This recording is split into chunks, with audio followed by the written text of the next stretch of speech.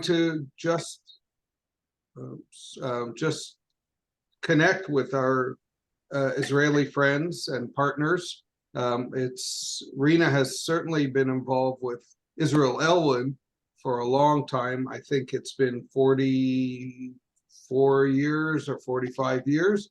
And I remember the start of that relationship years ago. And our interest really is to continue to express support and be there for you as organizations as you try to serve and help us understand the challenges you're facing. So I know this time we had invited a political leader to join us, and so far he's not been able to join.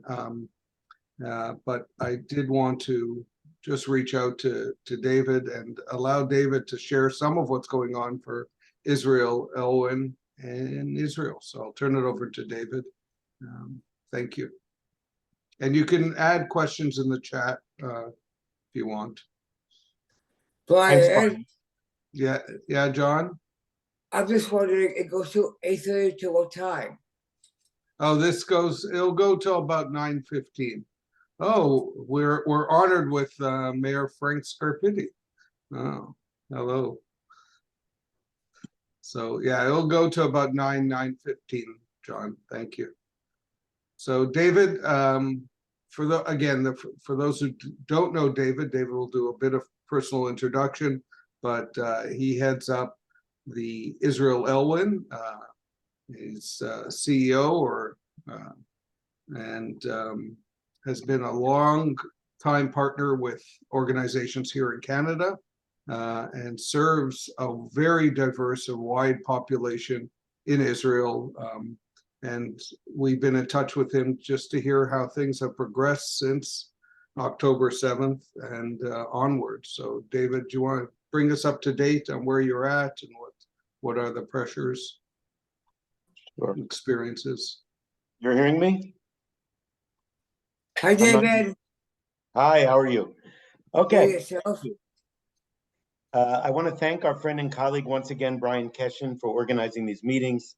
It's really good to know that we have colleagues who care about our work, supporting people with disabilities during these really horrific times. And I wanted to give you a few updates about things that are going on within our organization and how we're responding. The vast majority of our programs are now operating at full capacity, with the exception of mostly in Ashkelon, mostly within about 40 kilometers from the northern or southern borders is where we tend to not be able to operate at full capacity. But almost all of our other programs are. Staff continues in the areas where we can operate to remain in touch with service recipients and their families, many of whom have been evacuated to safer zones, even though there are no safe zones in this country, but there are safer zones. And staff continue to excel, I'm proud to say, under extraordinary circumstances. Here in Israel, we are sadly very accustomed to extreme circumstances. None as challenging at this time as I can recall, but we have had many of our amount of crises in the past, and many Israelis are showing their gumption by entering a new normal, as I like to call it.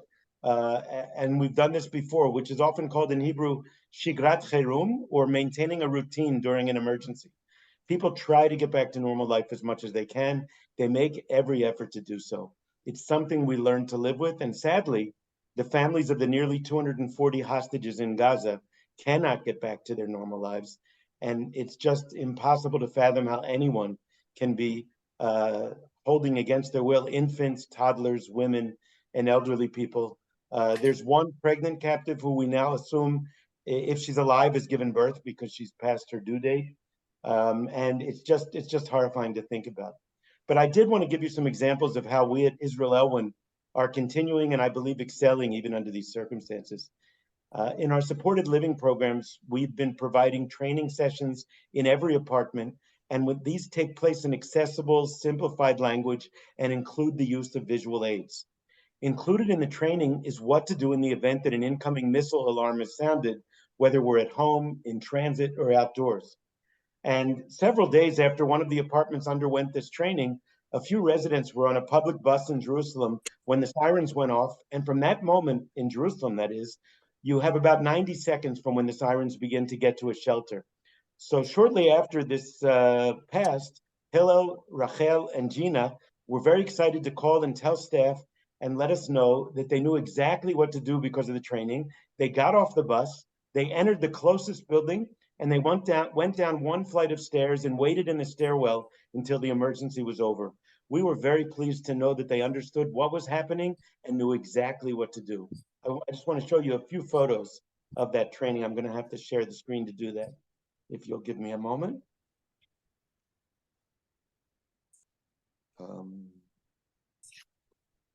Trying to find it. Oh, here it is. I'm sorry.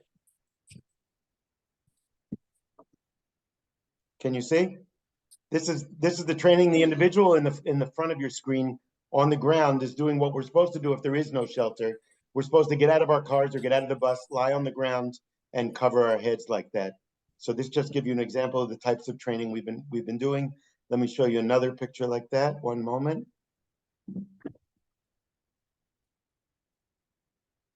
Here again, people are rehearsing what to do in the event of incoming missiles. Let me see if I have one more. Yeah.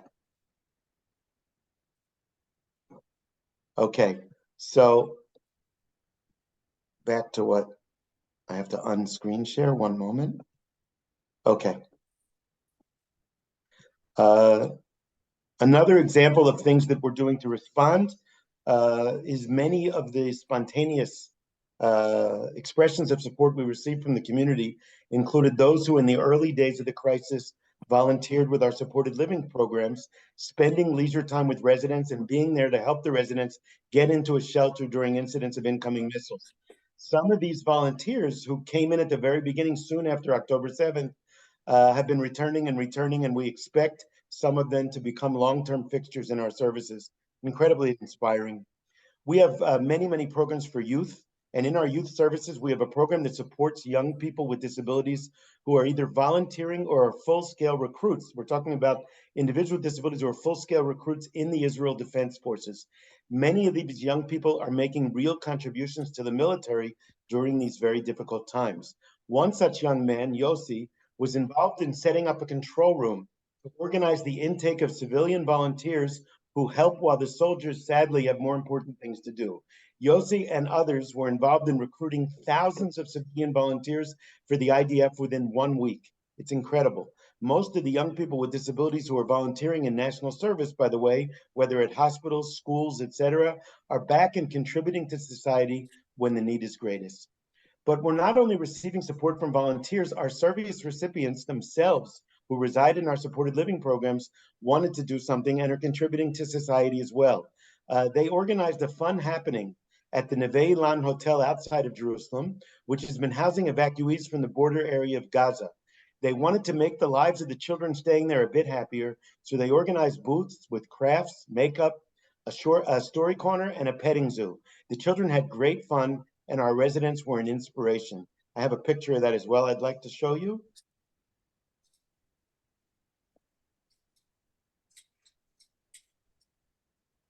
Why do I use that from? And David, when you have a chance, maybe talk a bit about, last time you mentioned changes in investments and supports from the municipality or the region, and also the sort of challenges with staffing and the different populations you serve, both Jewish, non-Jewish. If you could just highlight some of those. I'll be done my thing I prepared in about half a minute, and then I'll be hours a minute, maybe, and I'll be happy to do that. Here is at the Neve Ilan Hotel. You can see the kids who are from families who were evacuated from the south of the country, and the staff who are, there's one staff member there on the right, Racheli, and the individuals from our supported living program holding that thing that says Elwin hugs people from the south of the country. So I wanted you to see that, and let me unscreen share. Okay.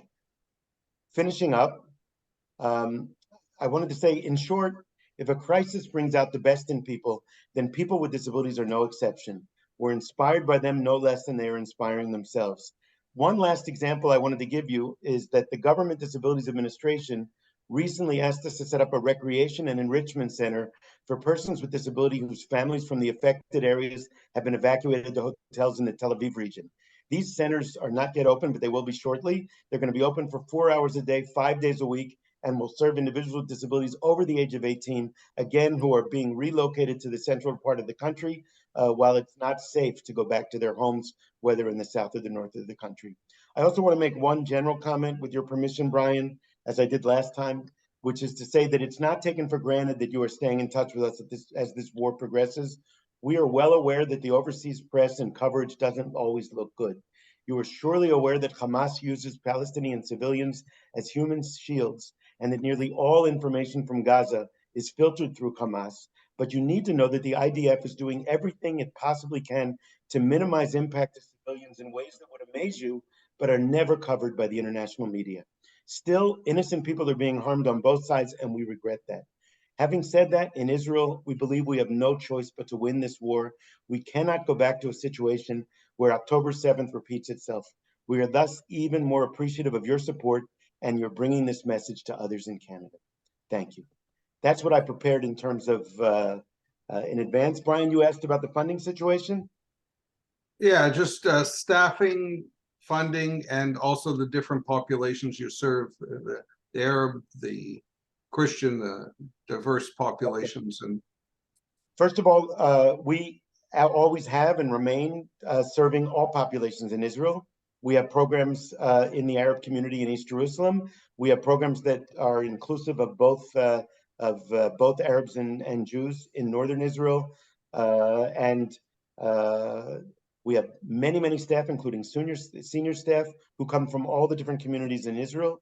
So we believe we're a very diverse, very inclusive organization, which doesn't only apply to the fact that we believe in inclusion for people with disabilities. We believe that all people in society can contribute and do. In terms of the funding situation, the government is largely maintaining its funding levels, except the programs that are closed, where we're being paid about 70% of what we would normally get paid, which is a problem if we're not furloughing staff, which we're not. But we are using staff often in a program that's closed and other programs that are open if they can get there. And so that's been a challenge. It's something that we're doing. But one of the things that we need a lot more volunteers and a lot more staffing in 24/7 supported living programs. So in those cases, we're trying to recruit either more staff or volunteers who need training. And that's something the government's not funding. So it's part of the thing that we've been approaching donors from within Israel and also overseas for our emergency campaign to look at that. We've been approaching donors also for specialized equipment for children who are unable to get to their early intervention programs, and their parents have to take care of them at home. So we've been providing where we can tablets and iPads so that they can use that as an educational tool and an opportunity to keep the children active. We're also looking for funding for things like beds, because we have people we're relocating, and so they need a place to sleep. And so there's all sorts of funding the government is not providing, but in general, I'm not complaining. I think the government has been really partners with us and reaching out and asking us where we can provide a service, where we can do more. And when it does, it tries to either provide equipment or provide funding for that. So I think that they're as much as they can stepping up to the task. I don't know what the situation is in Ontario, but in Israel, in general, it always takes government a little bit longer to get organized than it does both nonprofits and the private sector. So we're now about 6 weeks into this, and I think the government is much more up to speed than I would have told you 3-4 weeks ago. Does that answer your question? thank you very much. I'm just feel very honored that Mayor Scarpitti is with us, and I know he wants to share a message to the community and to you. So I invite Mayor Frank Scarpitti to share a few words with us. Good morning, Brian. Good morning, everyone, and thank you. I really was attending this morning more to hear from others, but thank you just to give me an opportunity, and I thank you for the invitation to be here this morning. I first of all want to say to David, you know, all of us here of all backgrounds, I'll say, our thoughts and prayers have been with the people of Israel. We were horrified, as the world was, with the attack, and as you described, what the families of the hostages are living with each and every day. And just hearing you speak about that certainly brings it even closer to home for all of us. And I just want to say thank you to you, and thank you to your staff and volunteers.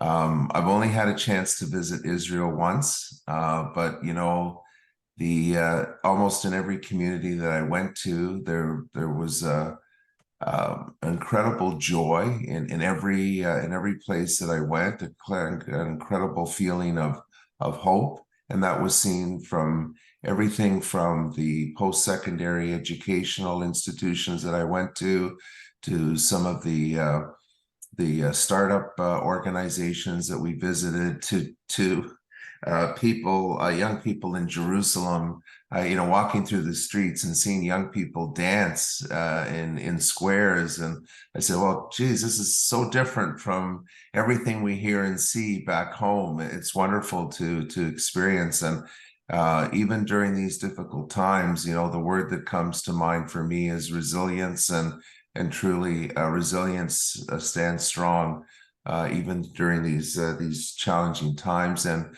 I have to say, I'm incredibly impressed with the dedication of your staff and volunteers. It's not something we think about, but as we, I guess, experienced during the pandemic, there's always this tendency to make sure, obviously, yourself and your families are safe and that they're doing okay.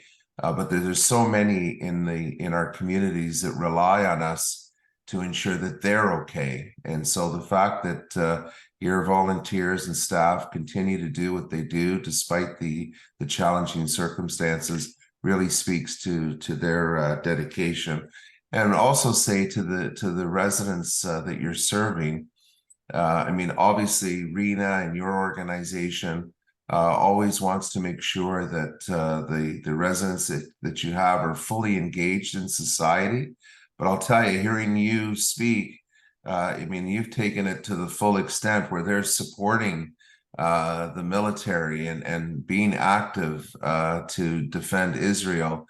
Again, I just am impressed with that, and I think it speaks to why you do what you do, to ensure that your residents are not only a part of the community, they're active in the community and contribute to society.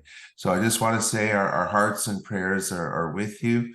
And Brian, to you, thank you for organizing this. I think it's important, however we can, whether it's virtually and through other methods of support, to know that we do stand with Israel, that they're not alone, and that everyone is being thought about and not being forgotten about. I think this is what's been inspiring for me to be here this morning.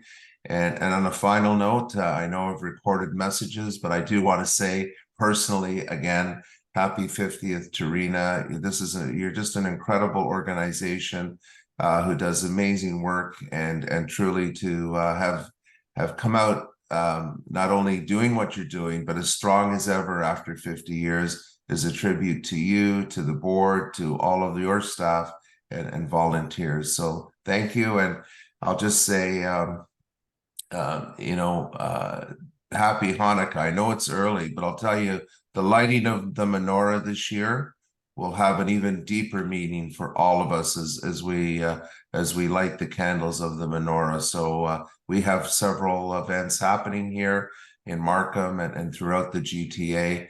And again, it'll be a moment of solidarity with Israel and with our Jewish community here in Markham and throughout the GTA. So thank you, and I appreciate, again, I'm honored to be invited here this morning. So thank you. Thank you. Thank you, Mayor Scarpidi, and for everything. And again, it's amazing. There are about 1,000 people who've attended these sessions or have taken a look online and reviewed the versions and copies of this. And I think, David, I want you to share with your colleagues, and we will make sure to email this copy of this to our colleagues in Israel, that we stand with you and support you. And as human service agencies, we are all feeling the pain that of lives lost, of mostly the sense of security and confidence. And I can't imagine what that means on a day-to-day basis, and how you rebuild your life and feel anywhere near the confidence you once had. And I know it's going to take a lot of effort and a long time still to repair, and we're with you. And you should know, amongst today's crowd are leaders of the developmental services sector from across Ontario. I think there's some people from the US here joining us. There are people of Jewish faith, people not of Jewish faith, but people who just recognize that as service agencies, we need to hear that we're valued and that the work is important. So I don't know, David, if you had anything else. I know there were a couple questions sent in through David Lepofsky, just asking about the extent of staffing issues. And you've mentioned it, that you've been able to fill much of it, but overnight and staffing is still, there's gaps and challenges and scheduling challenges, and you've had to utilize volunteers more. I don't know if there's anything more you want to add, David. I would first of all thank you again for the support that you expressed, but I did want to just say that one of the difficulties in staffing, you have to realize, is that because the entire country is mobilized, about 300 and some thousand reservists, which means pretty much anyone who's relatively healthy between the ages of 23, 24, and 40, give or take, are right now mobilized in the reserves. And so that affects your staff who themselves do reserve duty. It affects your staff's spouses who have to take care of children and therefore can't come to work. And so it's extremely disruptive. And by the way, it's extremely disruptive to the economy, because these are all people who should be they're the most productive people in society, because the people who are not doing reserve duty are often people who are, let's just say, somewhat less productive. And so it's a major, major difficulty economically to have so many people in a country of almost 9 million people. To have over 300,000 mobilized is a very large number.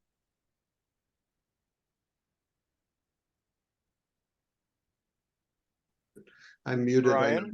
I'm muted. If there are any other questions or comments, please add. Gary, yeah, go ahead. Yeah, Brian, I'm not sure if you're aware that David Lepofsky is on the line, and I don't believe he's prepared anything, but I know he's in touch with a number of agencies in Israel on a regular basis. I'm just wondering if he might want to share some words.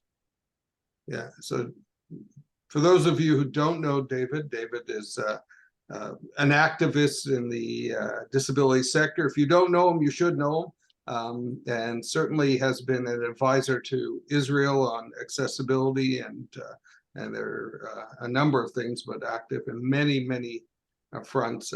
We have some amazing leaders here that have done significant work.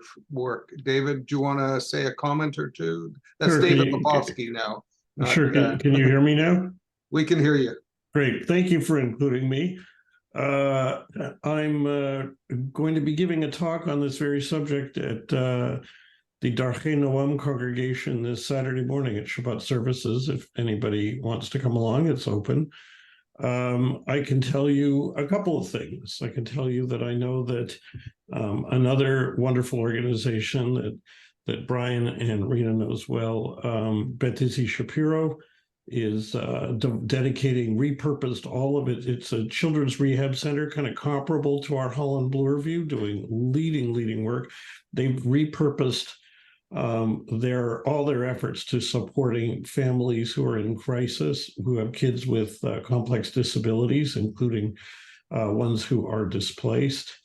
And you can learn more by contacting Canadian Friends of Bet Izzy Shapiro, who are an amazing organization. And as well, I'm in touch with Bizchut, the Disability Rights Legal Center in Jerusalem, who are focusing on the needs advocacy in relation to the needs of people with disabilities during this crisis, and among other things, focusing on bringing attention to the hostages who have disabilities, of which there are a disturbing number. And it's also, the last thing I'll tell you is it's very close to home. I have a dear friend from Ra'anana who is, like me, also blind, and she has come to stay with us for at least a month because obviously life in Israel right now, while they're doing the best to get by, it's extremely challenging for everyone. And frankly, if you've got to always be within 90 seconds of a shelter, and if you're visually impaired, you don't necessarily always know within 90 seconds where that shelter is. And so it's just another example of the disproportionate impact that the crisis that's hurting everybody is experienced or can be experienced on the shoulders of people with disabilities. That's my quick update. Back to you, and thanks for asking. David, have you been in contact with any of your colleagues in the Arab community? I know you did podcasts. I talked to Abbas a couple of times. Abbas is my Arab doppelganger. He's a blind Palestinian citizen of Israel who's an Arab, who is extremely low vision, who advocates on disability rights. So he and I are kind of brothers in advocacy arms, and his basic message is obviously, and he lives in Ramat Yishai, which is not far from Haifa. And his message is that this crisis affecting all Israelis is affecting Arabs who live in Israel, because they face the double challenge. Of course, they, like anyone else, incoming missiles don't have a label on them saying who they're going to hit. And they aren't reserved only for Jews, and they're incoming missiles who've hit and killed Arabs. So they feel as vulnerable as everyone else. But also, there is stress within the community of Palestinian citizens of Israel, a fear of backlash within Israel against them on a day-to-day. So it's a double worry. So I've been in touch with him, hearing about that. And they like all Israelis of all religious faiths really feel appreciative when we're reaching out to them, just saying, "How are you doing?" Back to you. Thank you. I see someone's on from Israel. Elwin, I didn't catch who. It's Sharon. Yeah. Okay, so you've joined us, but okay. She's there to make sure she keeps me honest, Yeah, okay. I was here from the beginning, so Yeah. thank you for having us. Yeah. And how are you doing? I think David mentioned the complex of working and handling a home and having a husband that is in reserve in between, and a brother in the reserves. I think one of the positive things, and to make sure that we're you keep our kind of a routine, is work. I think it brings us healthy routine. Once the kids go back to school and they have their own routine, you're more available to be part of everything that's going on, and making sure that you can handle everything on the best way. So I think basically that's and living day by day. That's I think the best definition for that. Thank you.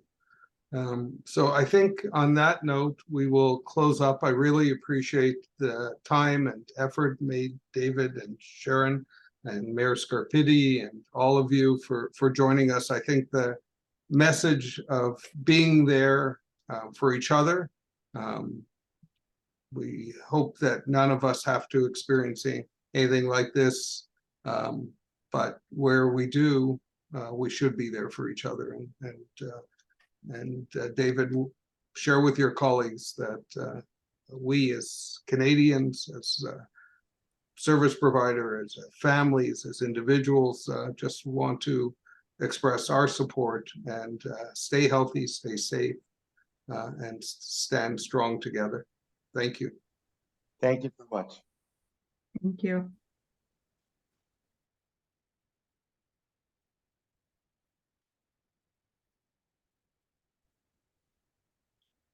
Gary?